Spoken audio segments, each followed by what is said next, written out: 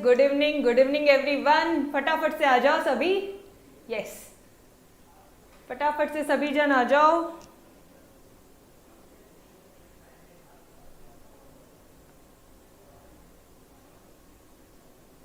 Good evening everyone, जल्दी जल्दी से आ जाओ सभी so that we can start. All right,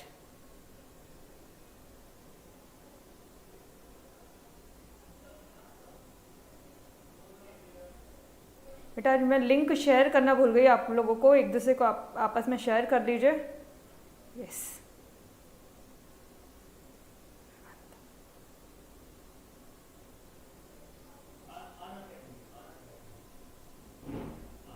inform your friends. All right, चलो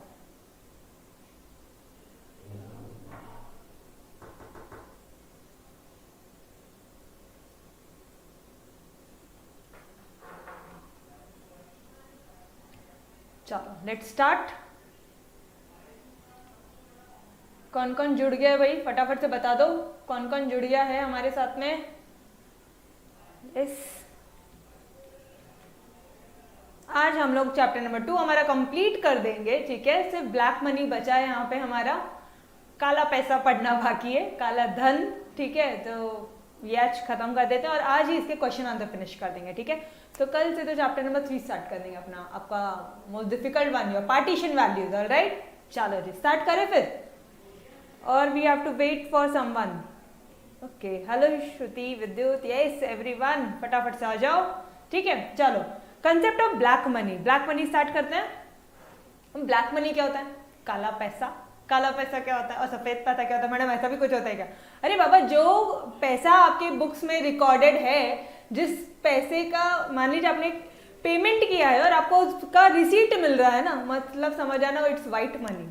ठीक है, सामने वाला का वो व्हाइट पैसा है। ठीक है, और अगर सामने वाला आपको रिसीट नहीं दे रहा है, फॉर एग्जाम्पल आप कभी इनकम टैक्स डिपार्टमेंट में कभी जाते हो, ठीक है, और गलत एग्जाम्पल हो गया राइट चलो ठीक है, अगर आपने कोई प्रॉपर्टी बेची, ठीक है, तो वो जो ओनर है आपको कुछ पैसा आपसे वो कैश में मांगता है। ठीक है, मान लीजिए आपकी जो प्रॉपर्टी है वो 50 लाख में जाने वाली है, 50 लाख में आप सेल करने वाले हो, बट वो जो एजेंट है वो आपसे 5 लाख रुपीस कैश में मांगता है। दिस 5 लाख रुपीस का वो आपको कोई रिसीट नहीं देता है, रिसीट वगैरह, हाँ कोई रिसीट नहीं दिया, कोई प्रूफ नहीं दिया। ठीक है, ये उसने किस फॉर्म में लिया? अरे काय के लिए ले रहे हो आप 5 लाख रुपए? कमीशन, कमीशन है मेरा आपका ये प्रॉपर्टी सेल करवाने का। तो ये क्या हो जाता है? इट्स अ ब्लैक मनी, क्योंकि ये कहीं पे भी अकाउंटेड नहीं है, किसी के भी बुक्स में, ना आपकी बुक में ना वो एजेंट की बुक में, कहीं पे भी अकाउंटेड नहीं है। ऑल राइट, चलो स्टार्ट करते हैं हम हमारा last topic, black money. Yes, hello everyone, चलो ब्लैक मनी क्या होता है और उसके मीनिंग क्या होते हैं? अच्छा, बुक में देखोगे तो ये बहुत ही इट्स जस्ट पैराग्राफ फॉर्म में एक बोरिंग सा दिया हुआ है। यहाँ पे मैंने आपको सेग्रीगेट करके दिया है कि मीनिंग क्या होता है, सोर्स क्या होता है, उसकी इफेक्ट क्या होता है, रेमेडी क्या होता है। आंसर एग्जाम में अगर इस तरह से प्रेजेंट किया तो आउट ऑफ मिलने के पूरे चांसेस है।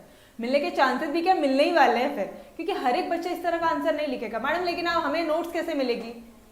अरे प्रोवाइड करवा दूंगी मैं, गूगल ड्राइव पे आपको शेयर कर दूंगी, आपने सिर्फ एक्सेप्ट देना है और हम आपकी वो एक्सेप्ट रिक्वेस्ट कर लेंगे।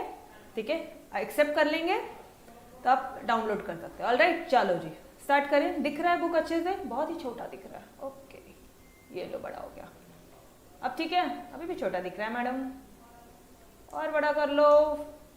लास्ट टॉपिक ही तो बचा है और क्वेश्चन आंसर बचा, आज फटाफट से हो जाएगा, डोंट वरी। ठीक है,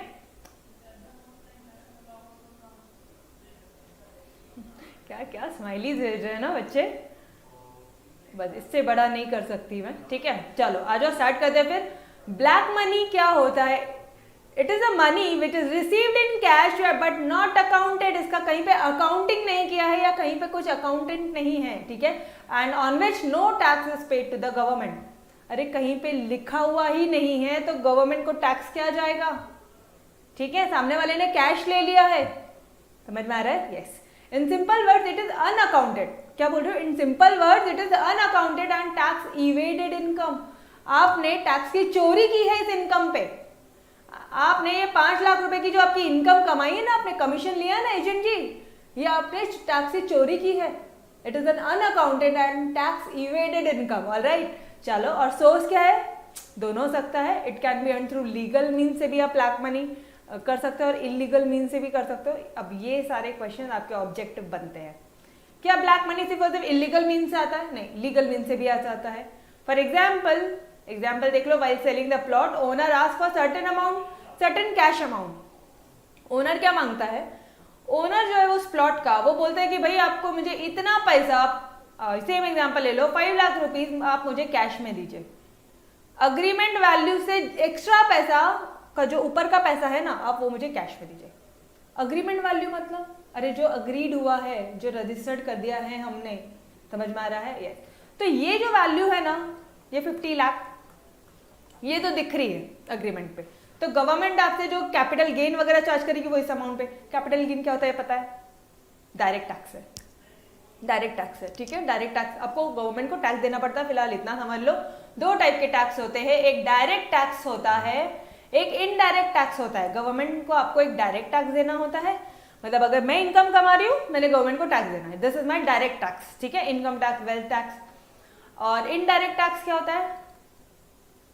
इनडायरेक्ट टैक्स क्या होता है? जीएसटी। जीएसटी आप नहीं पेमेंट करते हो। अगर मान लीजिए आप शॉप में से जाके पेन लेकर आते हो, तो इस पेन का जो अमाउंट होगा ना जीएसटी का, वो शॉपकीपर गवर्नमेंट को पे करेगा। समझ में आ रहा है? तो it is an indirect tax. Consumer goods तो खरीदेगा ही। अच्छा, जीएसटी किस पे लगता है?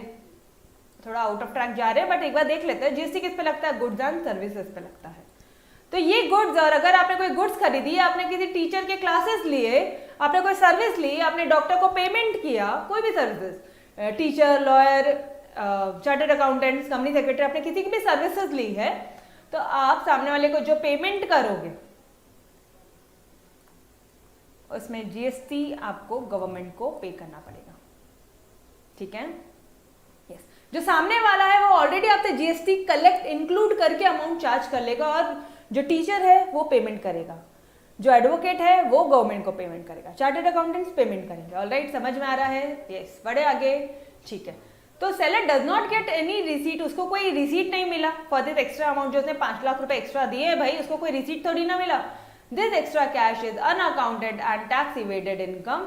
अच्छा, इसके इफेक्ट क्या होते हैं?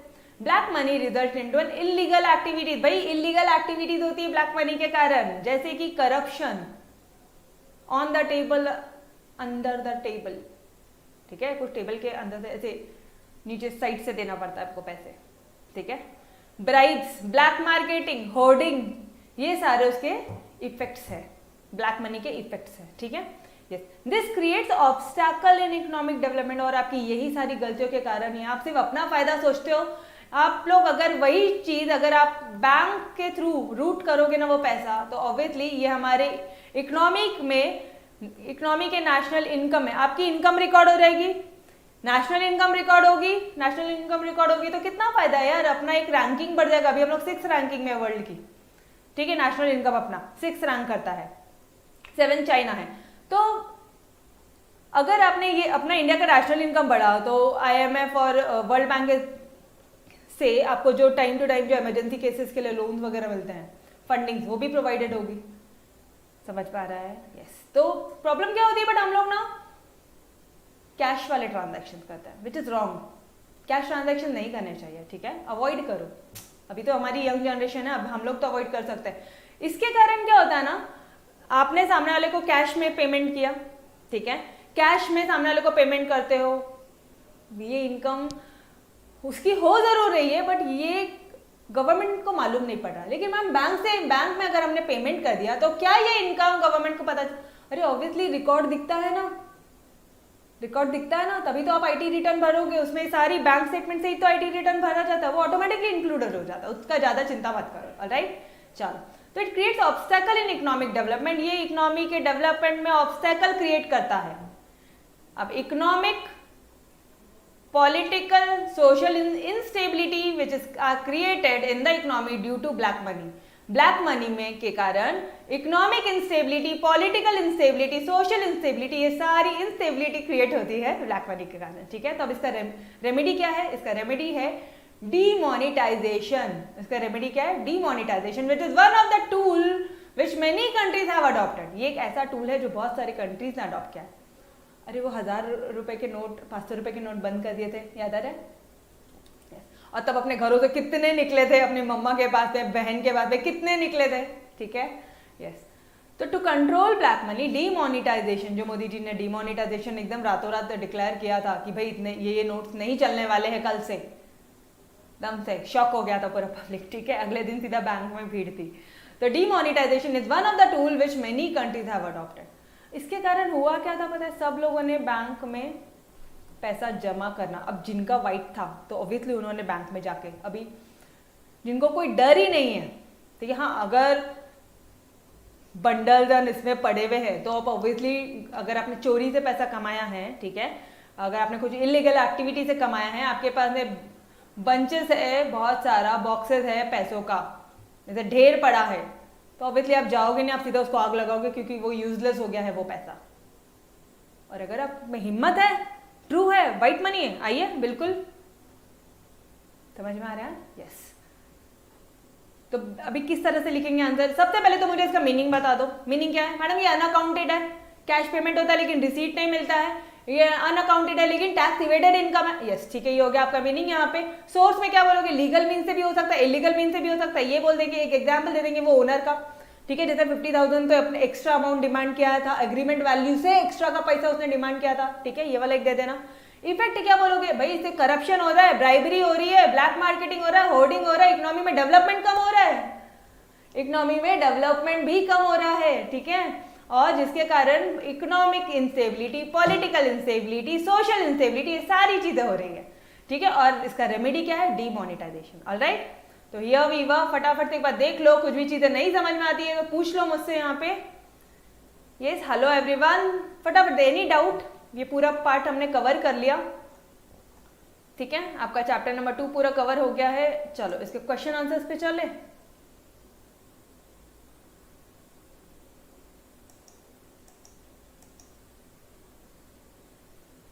इसका क्वेश्चन आंसर किधर लिया है?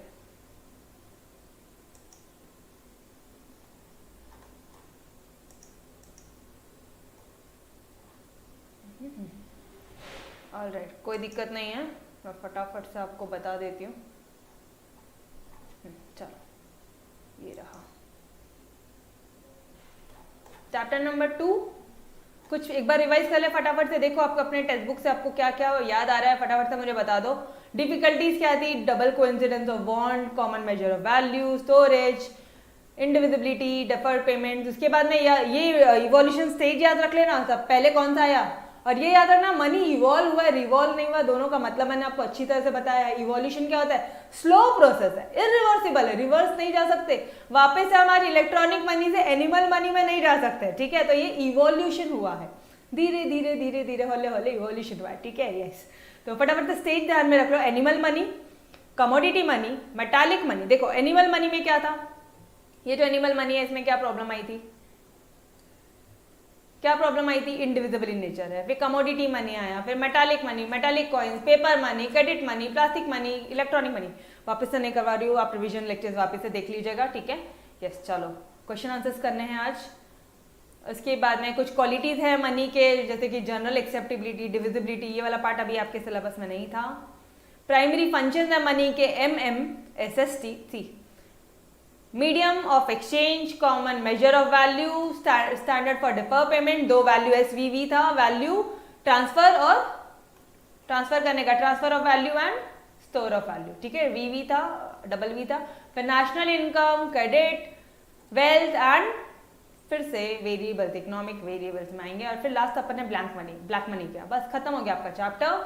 चलो let's start your question number 1। In case of any doubt आप मुझसे पूछ सकते हो, थोड़ा सा फास्ट लेती हूँ, अगर बच्चों की एग्जाम है तो उन्हें से पर्टिकुलर चैप्टर तक रिवाइज करवा के देना है मुझे, ठीक है। यस, एनी डाउट स्टिल या कोई डाउट है क्या? फटाफट से बता दो।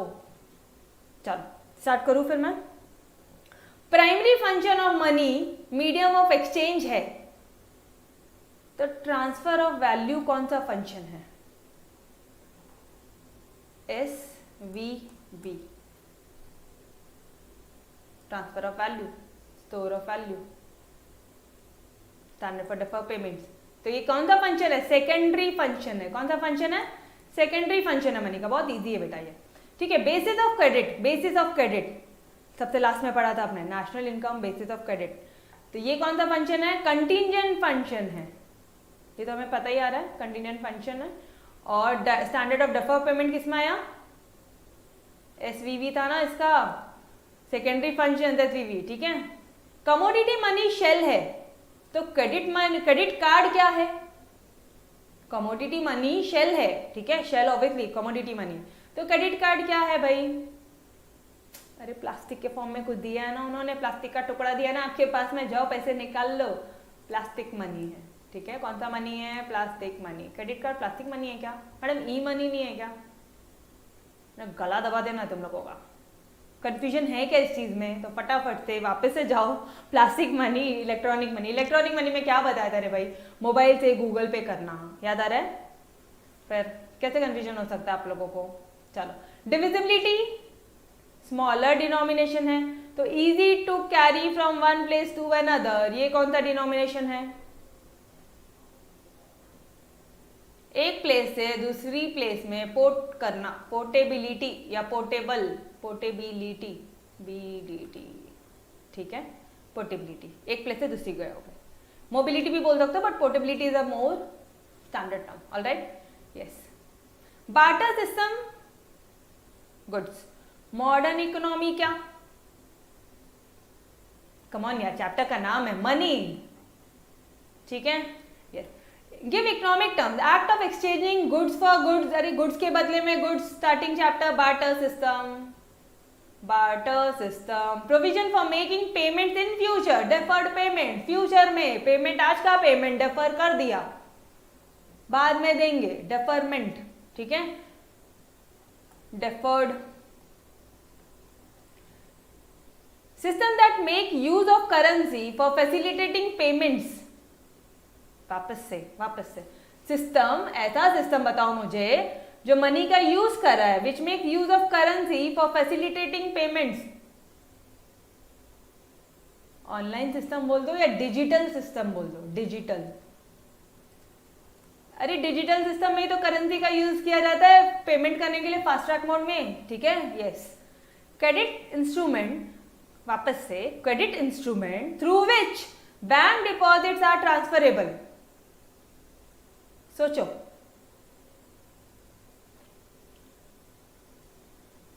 डीडी या चेक। अरे आप किसी इंस्टीट्यूशन में, अगर आपको कॉलेज में फीस भरनी है, ठीक है, या आप सी इंस्टीट्यूट में आपको फॉर्म भरना है, तो आपसे वो डीडी मांगते हैं। चेक किसी को ट्रांसफर करना है, एक अकाउंट से दूसरे अकाउंट में ट्रांसफर करना है, ठीक है, alright. Monetary value stored and transferred electronically by means of computer hard drive or servers।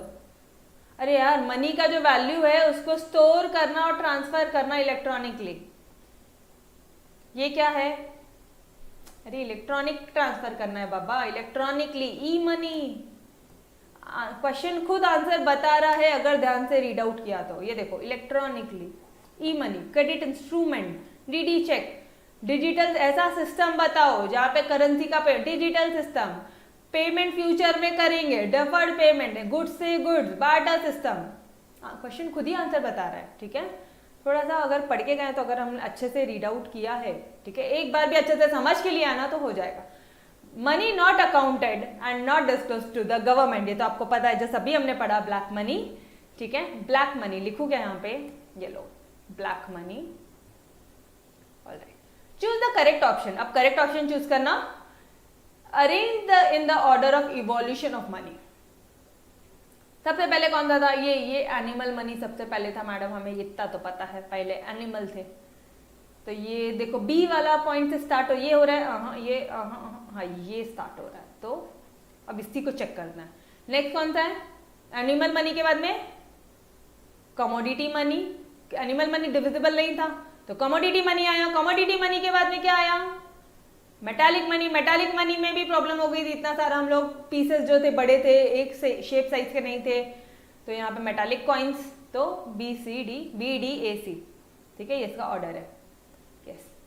शुरू में हिंट दे दिया उन्होंने, बी वाला और कोई पॉइंट ही नहीं रखा, थोड़ा तो रखा होता तो ऊपर नीचे, एग्जाम ने भी ना क्वेश्चन ही बहुत इजी बनाया। Arrange in the order of evolution of money, arrange करो। अच्छा आज टेलीग्राम पे यही सारी चीजें करता है, ठीक है, मजा आएगी। चलो, arrange in the order of evolution of money, arrange करो इवोल्यूशन ऑफ मनी के ऑर्डर में, ठीक है, कोई बात नहीं। सबसे पहले एनिमल था, फिर मैडम कौन था,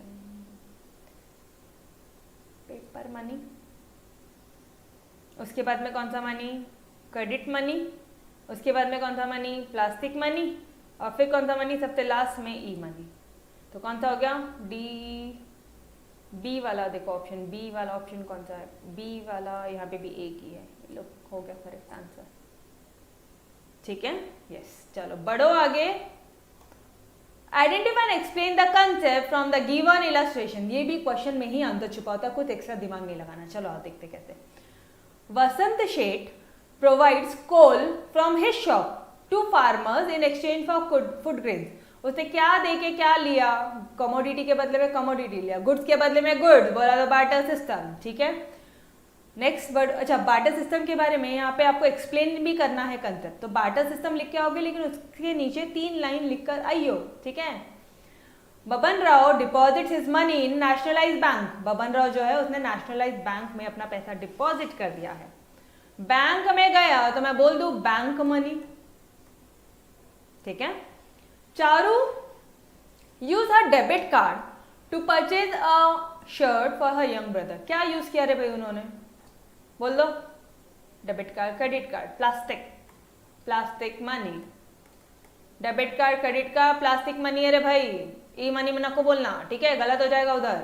ई मनी बोला तो मोबाइल से आप अपने एप्लीकेशन के थ्रू में पेमेंट कर देते हो, ठीक है, वो हो जाता है इलेक्ट्रॉनिक मनी, ये तो प्लास्टिक यूज कर रहे हो ना, प्लास्टिक मनी, क्या कंफ्यूजन है इस चीज में, ठीक है। Malati purchase a house through an agent, उसने एक हाउस परचेज किया अपने एक एजेंट से, agent accepted the commission amount in cash but did not issue her receipt, अब बी पड़ा है, black money, all right, black money. To prevent misuse or fraudulent use of the national currency, a note ban is imposed on it certain times. हमारे India में भी हुआ है, क्या हुआ है, नोट का बैन कर दिया था, नोटबंदी कर दी थी, डीमोनेटाइजेशन, ठीक है। चलो नेक्स्ट बढ़े, state whether, state with reason, आप रीजन के साथ बताना, रीजन देना एग्जाम में, सिर्फ अग्री डिसअग्री लिखा तो मार्क्स नहीं मिलेगा, बाद में बोलना मत कि मैडम मार्क्स क्यों नहीं मिला इकोनॉमिक्स में, मेरे सब्जेक्ट को इतना ज्यादा हवा बना के रखा है ना, इतना इजी सब्जेक्ट है यार, कुछ भी बहुत ही सिंपल है, सीरियसली सिंपल है। There are no difficulties in barter system, किसी बातें करो, कितनी डिफिकल्टी थी, है ना, तो डिसअग्री सवाल ही नहीं होता है, बार्टर सिस्टम में डिफिकल्टी नहीं थी, आप ऐसे कैसे बोल सकते हो, डबल कोइंसिडेंस ऑफ वांट वाला याद है वो सारे पॉइंट्स, ठीक है, common measure of value, double coincidence of want, ये सारे वो पूरे 5 पॉइंट आप लिख कर आओगे, ठीक है, yes. There are many qualities found in modern currency, modern currency में ना बहुत सारी गुड क्वालिटीज, अब ये वाला पार्ट इस बार आपको सिलेबस में नहीं है, बट ट्रू, अग्री, और अब यहाँ पे आप एग्जाम में क्या लिख के आओगे, जो गुड क्वालिटीज है वो लिख कर आना, मनी के गुड क्वालिटीज क्या क्या है वो पूरे लिख कर आओगे, ठीक है। चलो, many task are accomplished by money, एक मिनट रुक जाओ, आओ इधर, गुड क्वालिटी क्या वो भी देख लो, ये पार्ट इस बार आपके सिलेबस में नहीं है, बट ये जनरली एक्सेप्टेबल है, मनी डिविजिबल है, आपको अगर 10 रुपए का कोई सामान खरीदना है तो आप 10 रुपीज दे सकते हो, किसी को 1 रुपया दे सकते हो, ठीक है, डिविजिबल है, हम और टुकड़ों में दे सकते हैं। 15 रुपीज का आप स्मॉलर ट्रांजैक्शन भी या स्मॉलर डिनोमिनेशन में भी फैसिलिटेट कर सकते हो ट्रांजैक्शन, ड्यूरेबल है, कॉग्निजेबिलिटी है, पोर्टेबिलिटी है, एक जगह से दूसरी जगह पे, होमोजिनिटी है, 10 रुपए का नोट सबके पास में एक जैसा रहेगा, स्टेबल है, ठीक है, यस।